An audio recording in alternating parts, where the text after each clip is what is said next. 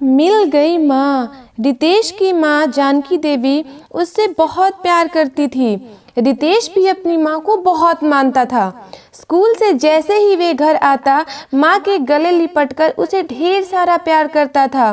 कुछ दिनों बाद जानकी की तबीयत काफ़ी बिगड़ने लगती है।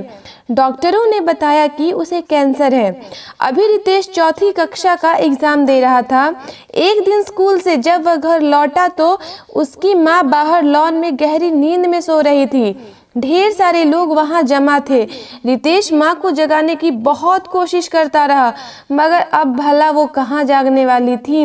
मासूम रितेश को तो यह पता भी नहीं था कि उसने आज क्या खो दिया है। वक्त बीतता गया। रितेश की मासूम निगाहें माँ के लिए तरसती रही। रितेश का दुख पिता से नहीं देखा गया।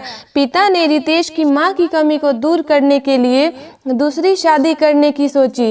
काफ़ी टटोलने के बाद मनोरमा को अपनी दूसरी पत्नी बनाने का निश्चय किया। मनोरमा तलाकशुदा थी और उसकी 6 साल की बेटी भी थी। मनोरमा रितेश को बहुत प्यार करती। रितेश भी अपनी खोई माँ को पाकर बहुत खुश था। वह पिंकी के साथ खेलकूद भी खूब किया करता था। बिना माँ के बेटे रितेश के गम का एहसास रितेश के पिता को बखूबी था। शायद इसीलिए वह रितेश को बहुत मानते थे। उसका मनोरमा के ख्याल रखने के बावजूद खुद रितेश की देखभाल में कोई कसर नहीं छोड़ते। पिता की यही एक्सेस केयर मनोरमा को चुभने लगी थी। धीरे धीरे रितेश के पिता के दिल में मनोरमा से अधिक रितेश के लिए प्यार था। यही प्रेम मनोरमा के हृदय में रितेश के लिए ईर्ष्या और नफरत पैदा करने की वजह बन गया। मनोरमा को अब रितेश फूटी आंख नहीं भाता था। उसका सारा प्यार अब पिंकी के लिए रह गया था। माँ के अंदर आए इस बदलाव से रितेश काफ़ी दुखी रहने लगा।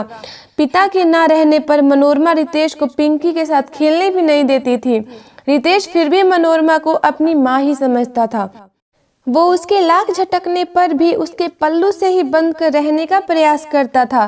तंग आकर खुद से दूर रखने के लिए मनोरमा उसे घरेलू कामों में उलझा कर रखने लगी। माँ के इस व्यवहार की शिकायत रितेश ने कभी अपने पिता से नहीं की और ना ही कोई काम करने से माँ को मना किया। रितेश को अपनी माँ के द्वारा कहे गए हर काम में उसे अपनी माँ का प्यार झलकता था। उसे माँ के दिए काम को करके बहुत खुशी मिलती थी।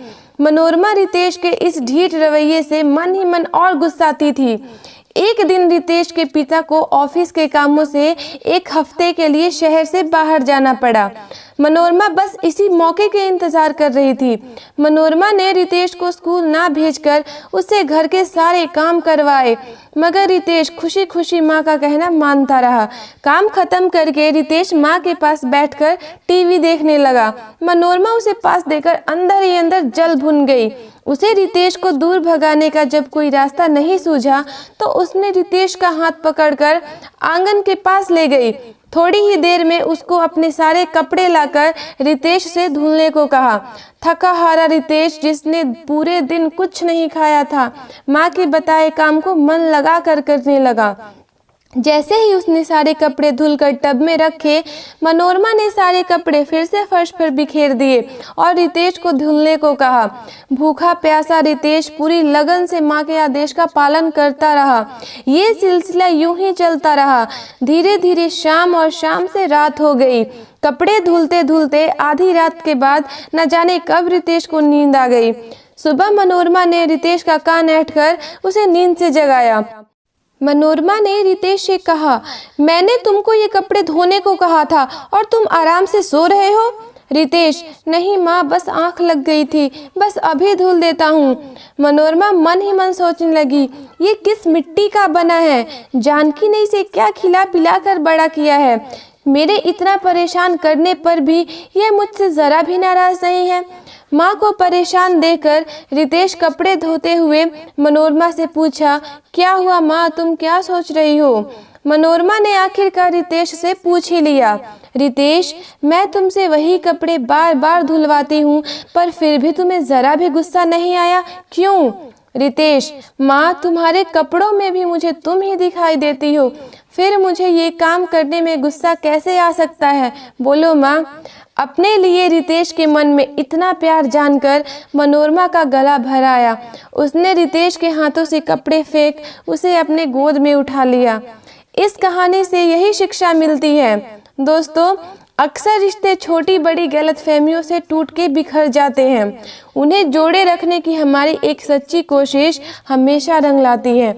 अगर आपको ये कहानी पसंद आई हो तो इस वीडियो को लाइक शेयर करना ना भूलें और चैनल को ज़रूर सब्सक्राइब करें। धन्यवाद।